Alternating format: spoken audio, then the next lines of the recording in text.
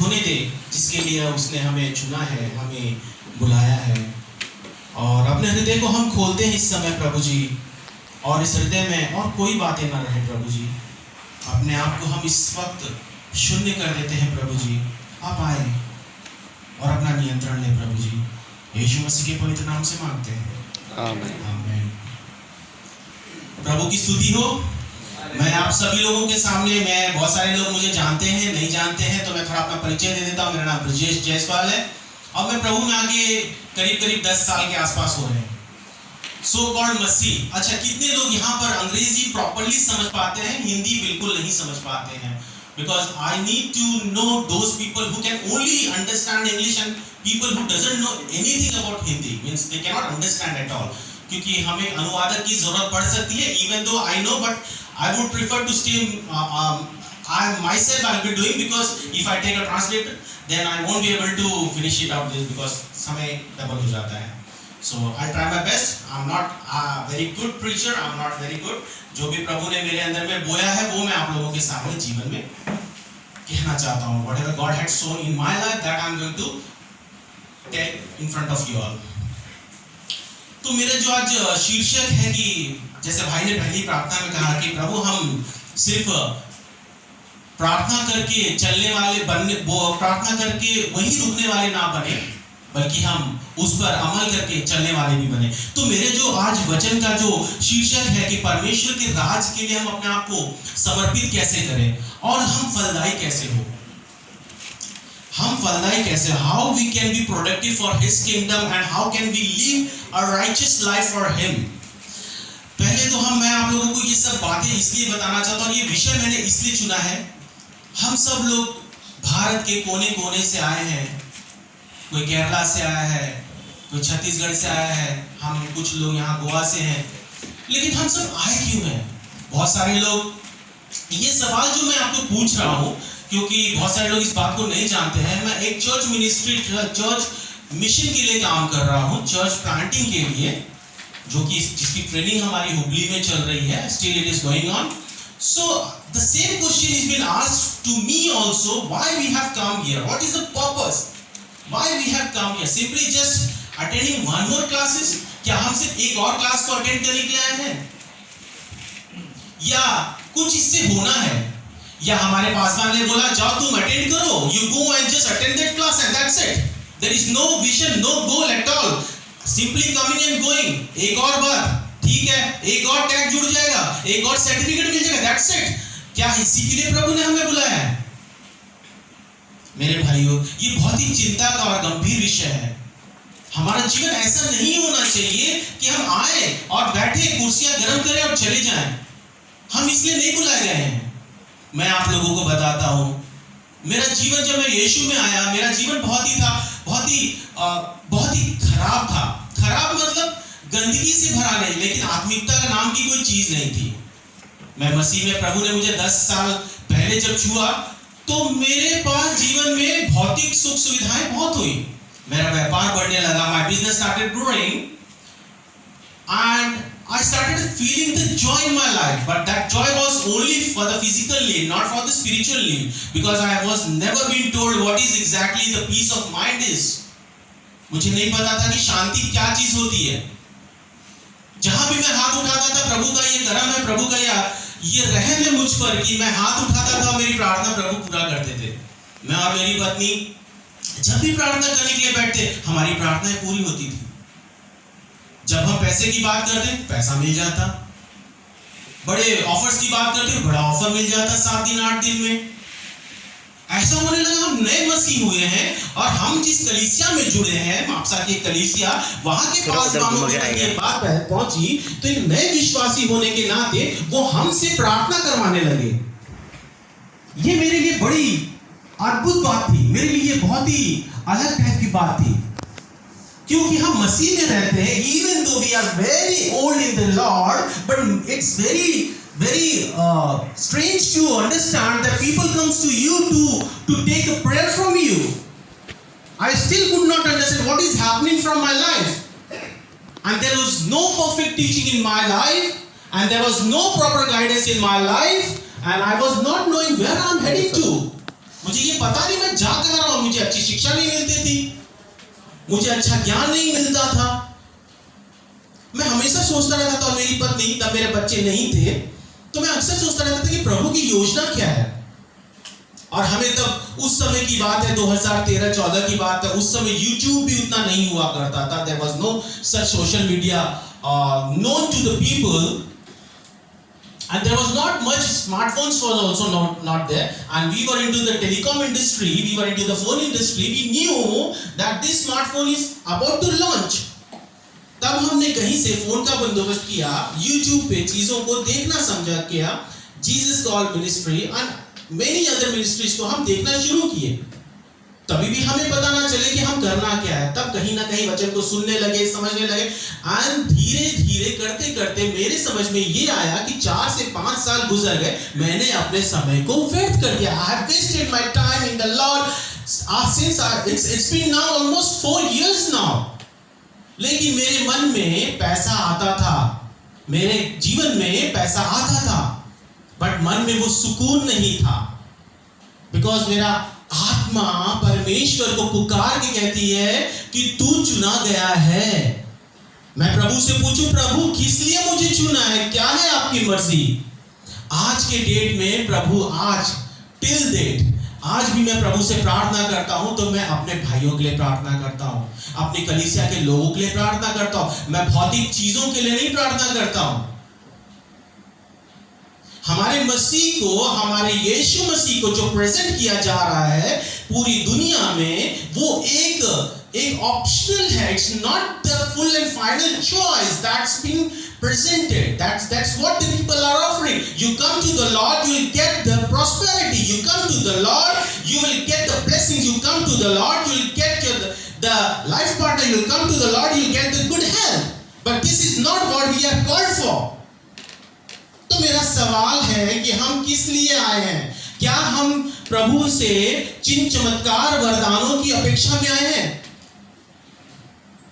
Did we come here to get only expected heart for the blessings and the prosperity in our life? Is there anything else is left? परमेश्वर ने, यीशु मसीह ने ये नहीं कहा है कि मैं तुम्हें ये दूंगा. That's absolutely correct. God is going to bless you, but that is not only the things which God had called you for. तो परमेश्वर ने आपको किस लिए बुलाया है? सवाल ये है मेरे प्रियो, ये सवाल हमारा अपने आप से पूछना लाजमी है. ये हमें अपने आप से पूछना है, why we are called to His kingdom? Why only me, God?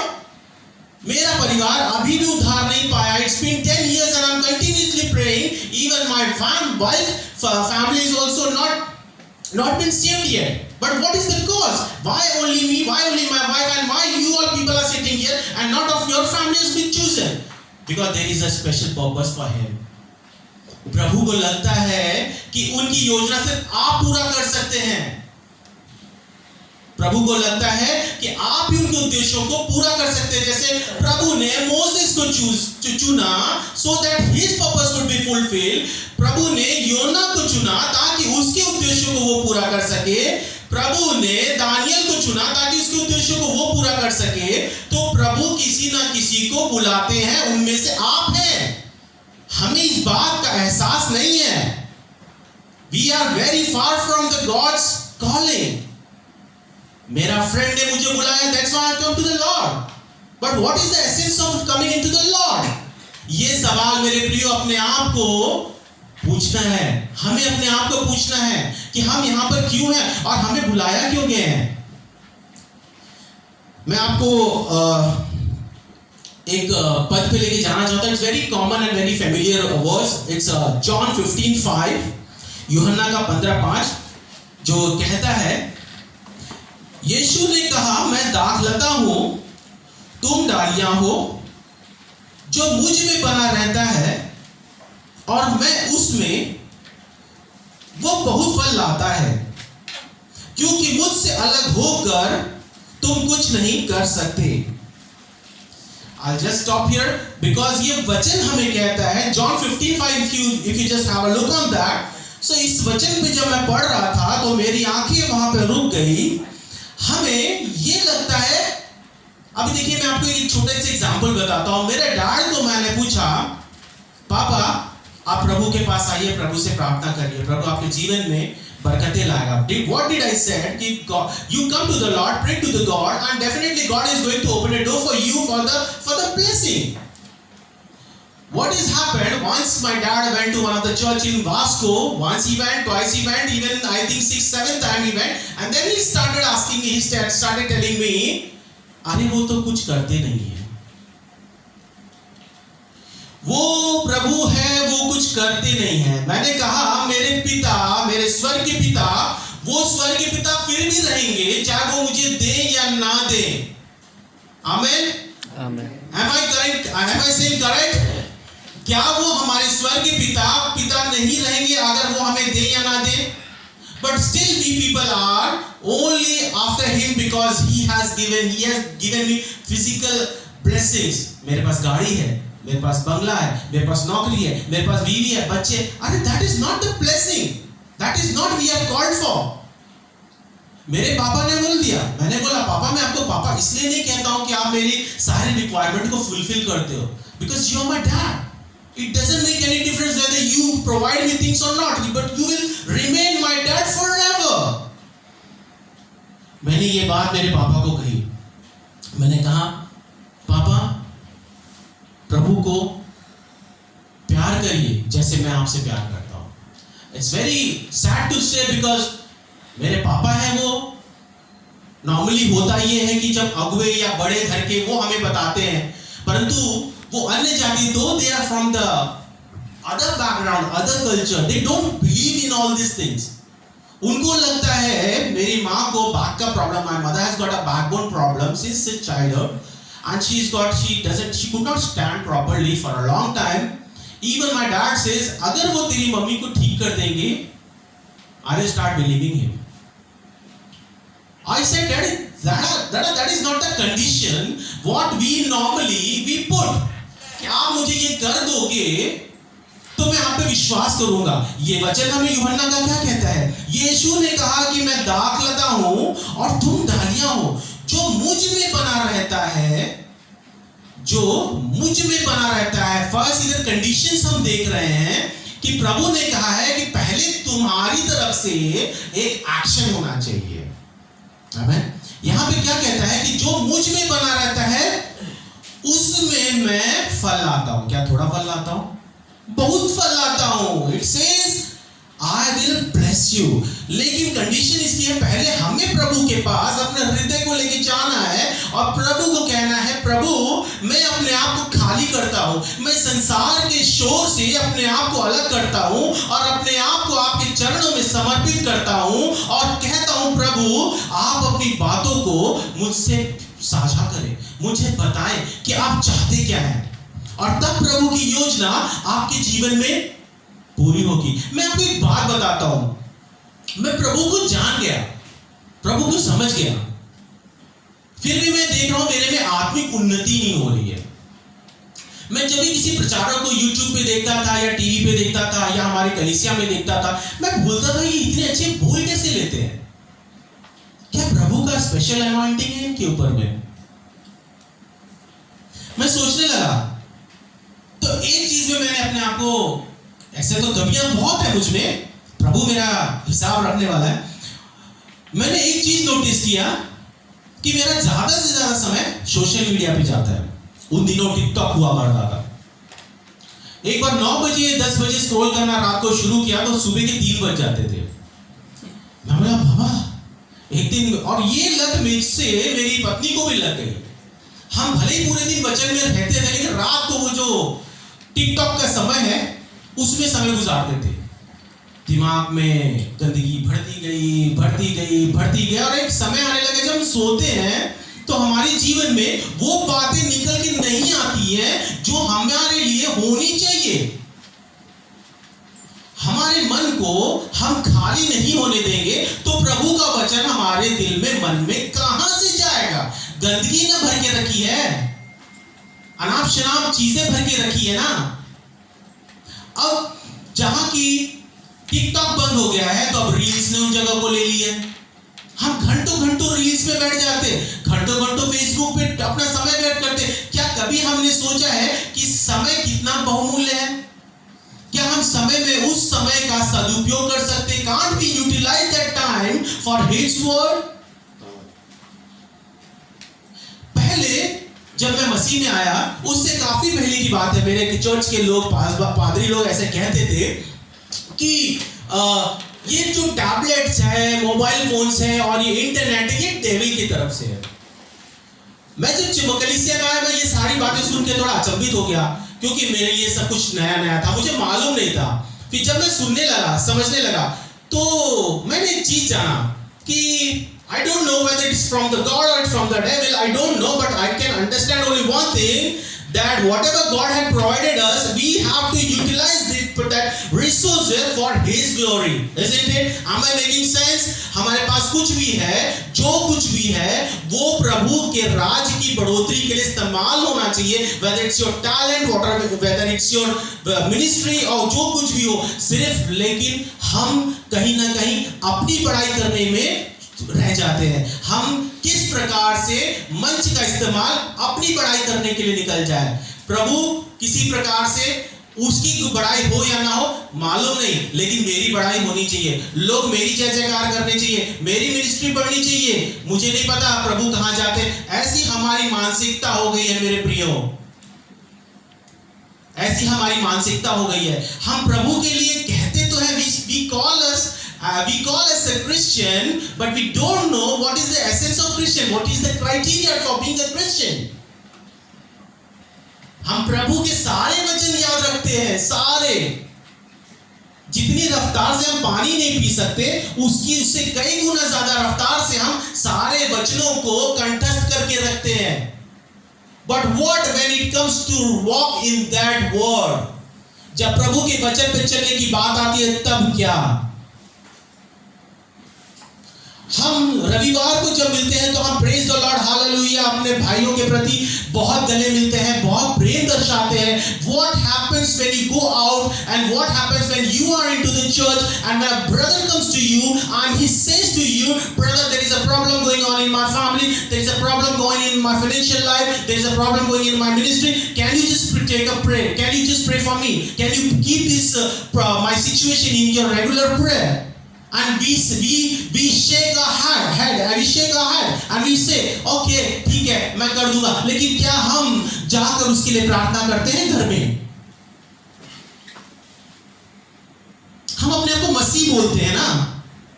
क्या आप जानते हो, मैं आपसे सवाल पूछूं, हम मसीह किस लिए बुलाए जाते हैं? Why we are known for what we are known for? We are known for our prayers, our prayer life, our spiritual life. मसीह को अपने जीवन से झलकने दो, मसीह को अपने जीवन से झलकने दो। जब हम बाहर जाते हैं, हम उठते हैं, बैठते हैं, दुकानों पे जाते हैं, हम किसी से जब बातें करते हैं, हमारी आंखों से, हमारे होठों से, हमारे हाव भाव से सिर्फ और सिर्फ मसीह ही झलकना चाहिए, ना कि ब्रिजेश झलकना चाहिए, ना कि कुबीर झलकना चाहिए, ना कि दिनेश झलकना चाहिए। वो व्यक्ति मर चुका है मसीह में। आमीन। प्रभु का वचन कहता है, जब तुम मेरे पीछे हो तो तुम अपने आप को नकारो, अपने आप को इनकार करो और अपने क्रूज को उठाओ। और ये क्रूज भौतिक सुखवाद नहीं है मेरे प्रभु जी, अपनी हर एक चीजों की कुर्बानियों को कहा गया है, हमारी अभिलाषाओं को कहा गया, हमारी इच्छाओं को कहा, हमारे कंफर्ट जोन को कहा गया है। हमें इन सब चीजों को त्यागना होगा, लेकिन किसके लिए? सिर्फ उस मसीह के लिए। और क्या, क्यों? सवाल ये भी उठता है, क्यों?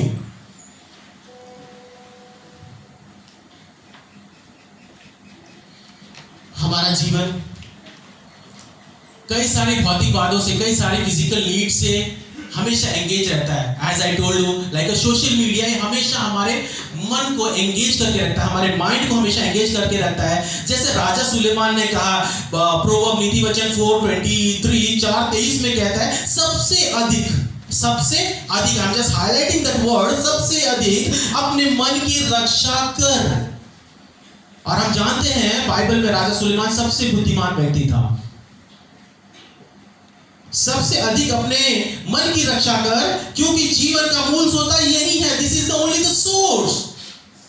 हमारा मन हमेशा एंगेज रहता है अनेक अनेक बातों में। अगर कहीं से कोई बहन निकल के जाती है तो हमारा मन कामुक हो जाता है। अगर हम वहां पर खड़े रहते हैं किसी भाई के प्रति, हमारा मन गंदा हो जाता है। अरे ये क्या व्यक्ति है, अरे ये क्या भाई अपने आप को मसीह बोलता है। And we become such judgmental. What for?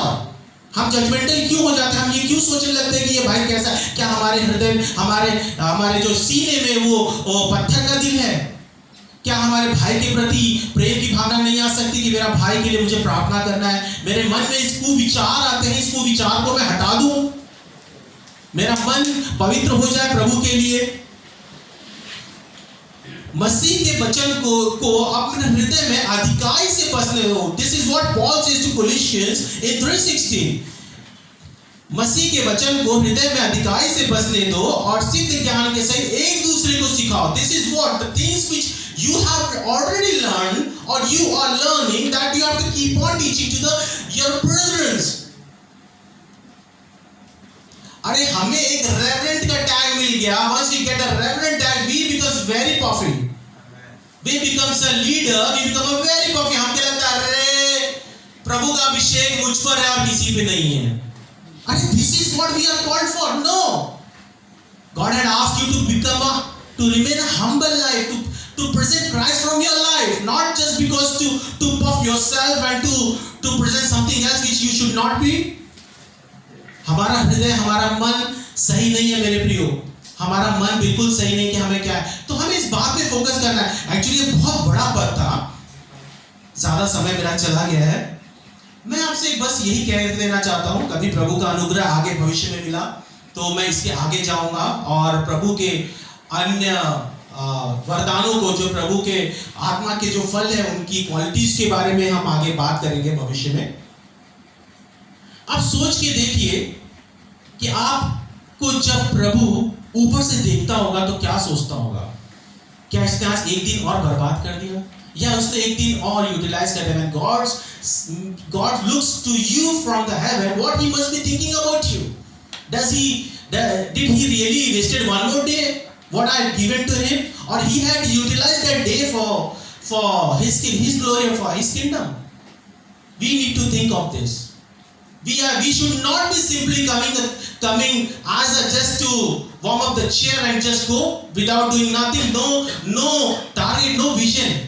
मेरे प्रियो, remember one thing, we have called here, we all are chosen here for one purpose, to spread his kingdom, to expand his kingdom. We are not just called everyone here just to attend one more Bible class and one more class for the name's sake. We have come here to fulfill his purpose, not to fulfill Rema purpose, not to fulfill your pastor purpose, or not to satisfy your purpose that you have attended one more class. So remember one thing, you should keep on asking to yourself what you are being called for, and what are you going to fruit, whether you are going to be fruitful in that particular areas or not. If you are not fruitful, then I would encourage you to pray to the God that so that God will show his way in your life, how to come out from that situation. और मत्ती 25 के अनुसार जब आप ये सब चीजें कर पाओगे ना मेरे प्रियो, मैं ये आपको अपना अनुभव से बता रहा हूँ। But still lots of things are there in my life which I have to, still I'm working, I'm struggling many areas of my life. और जब प्रभु ऊपर से देखेगा तो अपने आपको क्या कहेगा मालूम है? शाबाश मेरे विश्वास योगी थे सेवक, मत्ती 25 के अध्याय के अनुसार। और उसको सोचिए कि जब परमेश्वर आपको ऊपर से chosen him to be, right? Amen. चलिए, let's pray for this. मेरे प्यारे प्रभु जी, आपका वचन दो धारी तलवार है प्रभु जी, जो प्रभु जी आपकी तरफ से आया हुआ है प्रभु जी। ऐसा प्रकाशन मैं विश्वास करता हूँ पिता, और मैं प्रार्थना करता हूँ हर एक भाइयों के लिए प्रभु जी, जो प्रभु जी एक ही उद्देश्य के लिए आए हैं प्रभु जी, आपके विस्तार के लिए, आपके राज के विस्तार के लिए। आपको उजागर करें प्रभु जी, जब भी हम भीड़ में जाए, जब भी हम संसार में जाए प्रभु जी। प्रभु हमारे मनों की रक्षा करें प्रभु जी, हमारे हृदय का जांचे प्रभु जी, कि हम कभी भी ठोकर न खाने पाए मेरे पिता। आपका वचन हमारे जीवन का आधार होने पाए प्रभु जी। हमसे लगातार बातें करें प्रभु जी, हमारे मनों को खोल दे प्रभु जी, हमें बुद्धि और ज्ञान में बढ़ाएं प्रभु जी। हम धन्यवाद करते हैं आने वाले दिनों में प्रभु जी आपके लोग प्रभु जी अंगीकार करने पाए और आपके राज्य के लिए इसी प्रकार से बढ़ते रहने पाए। धन्यवाद करते हैं प्रभु जी, एक दिन और प्रभु जी हमारे जीवन में जोड़ने के लिए प्रभु जी, यीशु मसीह के पवित्र नाम से मांगते हैं पिता, आमीन। It's 5 minutes more, and I would request Pastor James to take over. Please request you to please come and take over the next session. Let's give a clap of him.